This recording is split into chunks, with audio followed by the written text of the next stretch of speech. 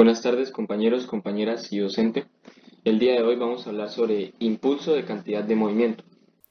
Bueno, y vamos a iniciar este tema hablando de impulso, que el impulso es un cambio en la cantidad de movimiento. Por ejemplo, tengo este objeto en estado de reposo y lo quiero lanzar. La acción que realizo sería esta, que se definiría como impulso.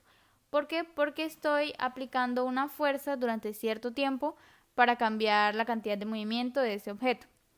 El impulso es una cantidad vectorial, por lo que tiene magnitud y tiene dirección.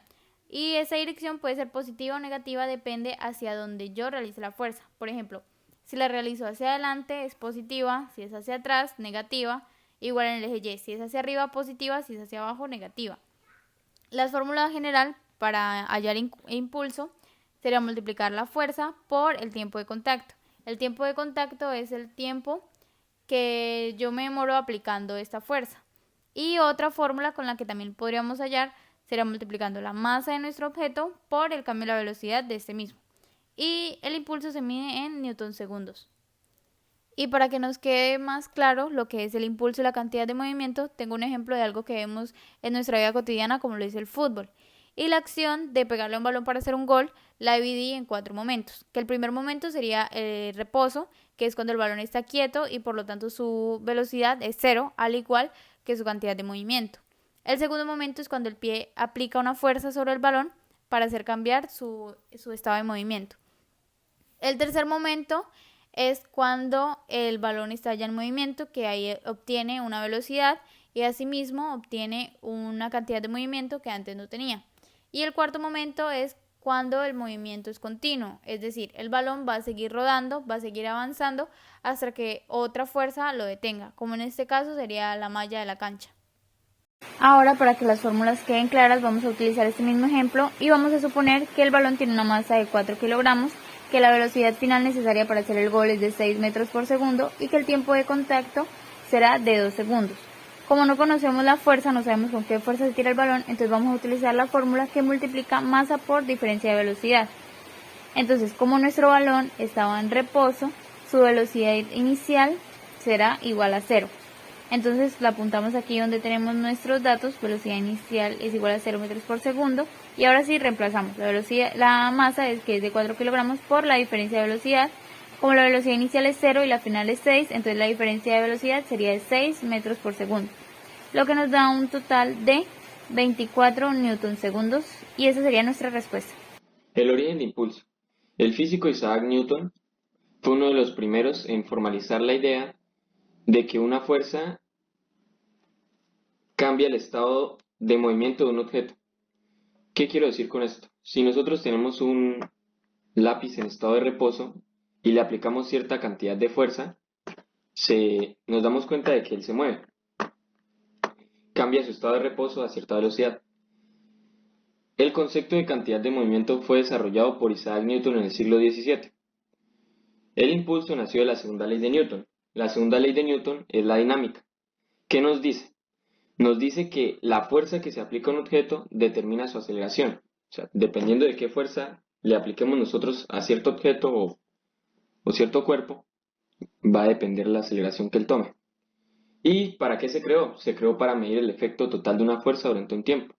Si nosotros aplicamos una fuerza, queremos medir en cierto tiempo qué fuerza o qué cantidad de newtons se le aplicó a ese cuerpo, a ese objeto.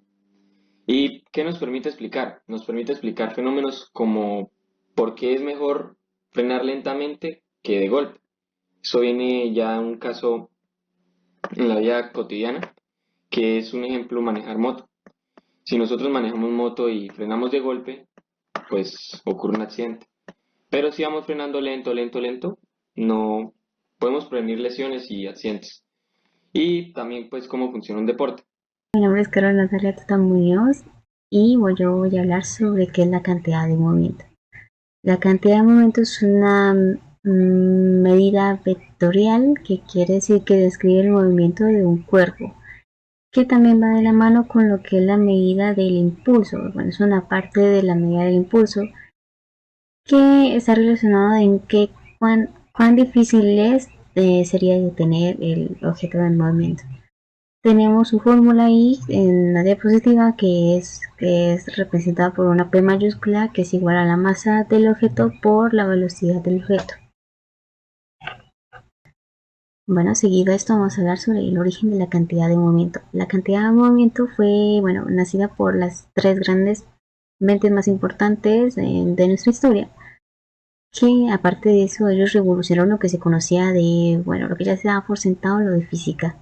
El primero que tenemos es Galileo Galilei, que bueno, era un físico, bueno, matemático italiano, que en la parte de que confirmó que la Tierra no era el centro de todo, sino que era el Sol, pues bueno, eso nos lleva problemas, pero eso quiere, bueno, lo menciono porque él a través de experimentos se dio cuenta, bueno, hizo los principios o fundó los principios de lo que se conoce como la inercia, que es la capacidad de un objeto de mantenerse en movimiento o en reposo mientras alguna fuerza o lo detenga, no lo detenga o lo impulse a moverse.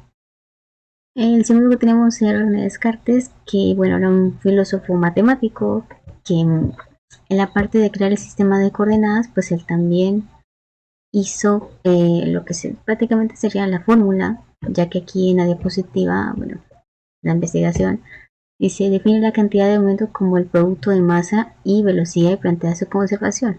Eso quiere decir que él pensaba que los objetos, a pesar, bueno, a tener a su masa, aún se conservaba en todo el universo.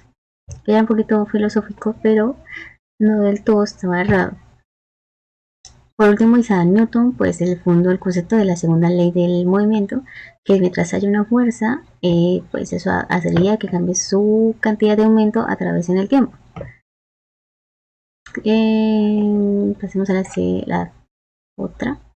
Listo. Características de la cantidad de momento tenemos cuatro, que la primera sería vectorial, que es que tiene sentido y dirección. La segunda, que es proporcional, quiere decir que entre más masa y velocidad tenga un objeto, pues mayor será la cantidad de movimiento que tenga este objeto. Por ejemplo, sería más difícil de tener un tren en movimiento que una bicicleta, ya que el tren tiene mayor masa y por tanto mayor velocidad para trasladarse que la bicicleta, pues porque se puede tener así nomás. Se conserva, eso es lo que yo mencionaba con lo que pensaba René Descartes, de que se mantenía su masa a través del universo. Y pues aquí quería poner un ejemplo de pronto de algún accidente de tránsito donde podemos hacer una sumatoria de la cantidad de momento de cada auto, moto, camión, lo que sea. Y después del choque, cuando ya digamos se vuelven pedazos los autos, se deforman y todo eso, aún estando así, aún conservan la misma velocidad, cantidad de momento que tenían desde antes del accidente. Entonces por eso decimos que se conserva. Y la segunda base de las leyes de física, pues bueno, eso está en que la segunda ley del movimiento que él había puesto, que se permite analizar choques elásticos y no elásticos.